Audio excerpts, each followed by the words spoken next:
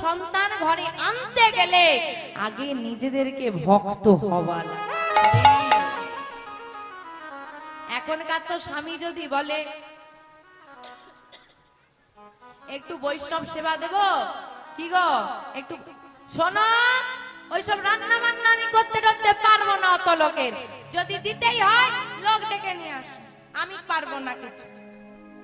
আবার স্ত্রী যদি স্বামীকে বলে এই যে একটু বৈষ্ণব সেবা দেব, আমার মনে বাসনা, শোনো অত টাকা নেই আমার লোককে খাইয়ে খরচা করার। আমাদের এমন মানসিকতা বাবা, কোন বৈষ্ণব যদি ঘরে এসে মাধুগিরি করে, মা গোবিন্দ সেবা দেবো, কিছু ভিক্ষা দাও, আমরা কি বলি, এই বাবু যত ছোট ছোট কয়েন আছে ঘরে খুঁজে নিয়ে আয়। ও বাবা আপনাদের এখানে ছোট 1 টাকা চলে? ছোট 1 টাকা চলে? চলে না, না? যখন জানি না, বাতিল তো হয়নি, কলকাতার ওদিকে এখনো চলে, তো জানি না কি খবর উঠেছিল, বাতিল হয়ে গেছে। যাই হোক, সেই মুহূর্তটার ঘটনা বলছি। মন্দিরের প্রণামী বাক্স খোলা হয়েছে, 200 টাকার মধ্যে 198 টাকা ছিল ওই ছোট একটা। বলে যেগুলো যত বাতিল হবে না সব গোবিন্দের ঝোলাই দিয়ে দিন।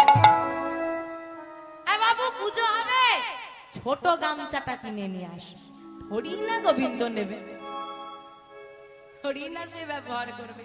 আর নেওয়ার বেলা যশং দেহি, বিদ্যাং দেহি, বুদ্ধি দেহি, সব দাও আর নাও পচা করে। যত খারাপ আছে না সব গোবিন্দের। কি গো এই বল্টু, তুই চাকরির ইন্টারভিউ দিতে গিয়েছিলি না? হ্যাঁ গিয়েছিলাম। কি হলো রে? তোর সঙ্গে আমাদের পাড়া সন্তোষ গিয়েছিল, সে চাকরি পেয়ে গেল, তোর কি খবর? আর বলো না, ভগবান চাইনি, কপালে নেই, ভাগ্যে নেই, ভগবান চাইনি তাই পাইনি। তা পাইনি বলে ভগবানের নামে চাপিয়ে দিল। এবার যে চাকরিটা পেয়ে যায়, কিরে তুই নাকি এত বড় জায়গায় চাকরি পেয়েছিস? এমনি এমনি পেয়েছি কিনা, কত রাত জেগেছি, কত ছুটেছি, কত পড়েছি, কত কি করেছি, তবে না পেয়েছি। তো ভালো হলে আমার, আর খারাপ হলে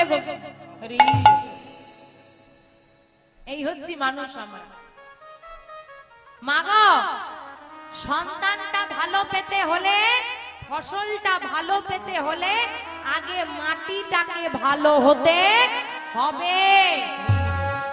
মাটি যদি উর্বর না হয় ফসল কি ভালো হবে গো? মাটি মাটি আমার গর্ভে দাঁড়িয়ে মাটি যদি ভালো না হয় সন্তান কি ভালো হবে গো? 3 হাত শরীর, আমাদের শরীরটা কত হাত? 3 হাত শরীরে 12 হাত শাড়ি। আমার শাড়ি কত হাত হয়? ও মা, শাড়ি কত হাত হয়? 12 হাত। ও পরনি জানো না, 11 হাত হয় না, একটু বাড়বে, 12 হাত। আর কম দামে নিলে তো শুধু 11 হাত হবে, ওটা গোবিন্দের জন্য তৈরি করা, বৃন্দা দেবীর জন্য, ঠাকুরকে দেওয়া হয়। 10 হাত 11 হাত তো ছোট হবে, কম দাম, ওটাই দেব, নিজে পড়বো তো ভালো। তাই এই হরিনামে কোনো জাত ধর্মের বিচার নাই। তার প্রমাণ ঠাকুর হরিদাস, হরিদাস ঠাকুর হরিদাস, কাজীর ছেলে সেও বুঝি ডুবে গেল। ঠাকুর হরিদাস, ঠাকুর হরিদাস, কাজীর ছেলে সেও বুঝি ডুবে গেল। হরিদাস, ঠাকুর হরিদাস, কাজীর ছেলে সেও বুঝি ডুবে গেল। হরিনামের বন্যা যেই এলো, প্রেমানন্দে যেতে হরি বলো, হরিনামের বন্যা যে তাই গৌর হরি হরি হরি বল। হরিনামের বন্যা যে এলো, প্রেমানন্দে যেতে হরি বলো, হরিনামের বন্যা যে এলো। বাবা এখানে কি হরিনামের বন্যা হয়েছে? এখানে হরিনামের বন্যা হয়েছে? তা হরিনামের বন্যা হয়ে গেল, এই জলে কারা কারা নামবে একটু হাত তোলো দেখি। যে হরিনামের বন্যার জলে নামতে চাই, কি নামবে না? দেখি হাতগুলো তোলো, কারা কারা নামবে। যারা দাঁড়িয়ে আছে হাত কই তোলো। হ্যাঁ, আবার যাদের যাদের হাত আছে তোলো দেখি, যাদের নেই তুলতে হবে না, যাদের আছে তোলো। বাহ বাহ বাহ, একটু হরিধ্বনি দাও। নিতাই গৌর হরি হরি হরি বল। একবার হরি বল বলে তোমরা নামো সেই জলে, হরি বল বলে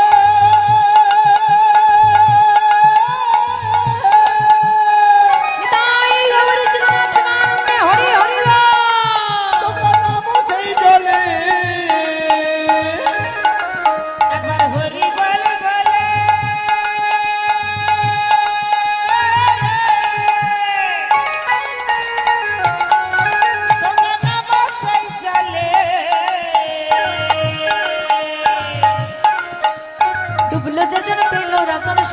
তাই বলে ডুবলো গগন পেল রতন সন্তোষ তাই বলে ডুবলো গগন পেল রতন সন্তোষ তাই বলে ডুবলো গগন পেল রতন সন্তোষ তাই বলে এবার হরি বল বলে তোমরা নামো সেই জলে। কি নেমেছো?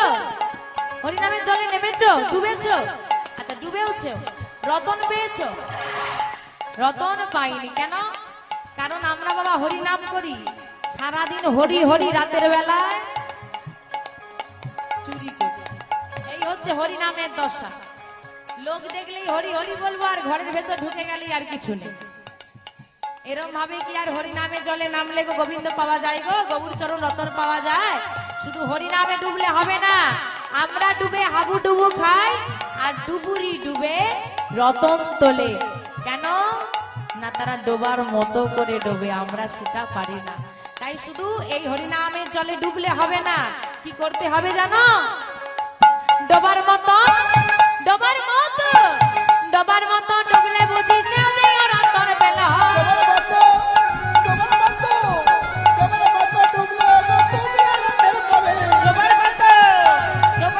ডুবলে বেকার বুঝি রতন পেল হরি নামের বন্যা দিয়ে এলো প্রেমানন্দে মেতে হরি বল। তাই গৌর হরি হরি বল। প্রেমানন্দে নিতে হরি বল হরি নামে ভন্ডা দিলো প্রেমানন্দে নিতে হরি বল প্রেমানন্দে নিতে হরি বল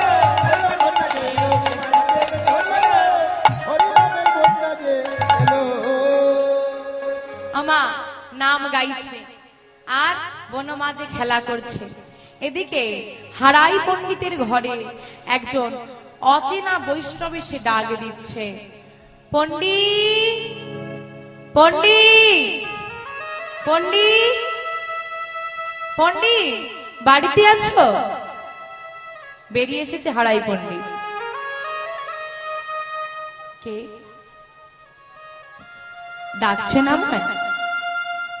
তুমি তুমি কি হারাই পণ্ডিত? হ্যাঁ হ্যাঁ, আমি আমি কিছু বলবেন? একটা কথা বলার ছিল পণ্ডিত। বলুন। আসলে আমি অনেক দূর থেকে আসছি, আজ 3 দিন আমি অভুক্ত। অভুক্ত মানে খাওয়া দাওয়া হয়নি, উপবাস। তা তুমি যদি কিছু মনে না করো একটা কথা বলি? বলুন না, মনে করার কি আছে? যদি তোমার কোনো অসুবিধে না থাকে, আজ মধ্যাহ্নে আমি কি তোমার গৃহে একটু প্রসাদ পেতে পারি? ছি ছি ছি, মনে করার কি আছে? এ তো আমার সৌভাগ্য, আমি বৈষ্ণব সেবা দিতে পারবো, এ তো আমার পরম পাওয়া। পদ্মা, পদ্মা, আসুন ভেতরে, আসুন ভেতরে আসুন। পদ্মা, কোথায় গেলে গো তুমি? পদ্মাবতী মা বেরিয়ে এসেছে। ও স্বামী, ডাকছো? হ্যাঁ ডাকছি তো। পদ্মা, একজন বৈষ্ণব ঠাকুর এসেছে, তুমি একটু ঘরে যাও, ঘরে গিয়ে সেবার ব্যবস্থাটা করো। পদ্মাবতী মা তাড়াতাড়ি ঘরে গিয়ে একটা পবিত্র পাত্রে জল নিয়ে এসেছে, আর নিজ শ্রী হস্তে সেই বৈষ্ণব ঠাকুরের চরণ দুটো ধুইয়ে দিচ্ছে স্বামী স্ত্রী দুজনা। মাগো, দেখতে হবে কোন পরিবারে কোন ঘরে আমার গৌর হরি দাদা বলরাম এসেছে। সবার ঘরে কি আসে বাবা? ঘরে ঘরে একটা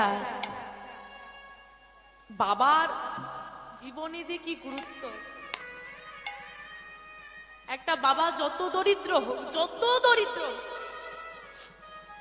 তবুও তার মেয়েটা, তার বাবা রাজকন্যাই থাকে। স্বামী কোটি টাকার মালিক হলে বাবা যতটা তার মেয়ের আবদার গুলো পূরণ করতে পারে, স্বামী কিন্তু পারে না। তার কিন্তু অনেক টাকা। আমার বাবাই একমাত্র যে মুখ থেকে কথা বের করার আগেই এনে দিত। আর আমি এখন একটা ঘরে এসেছি যেখানে হাত পেতে চাইলে তবে পাওয়া যায়।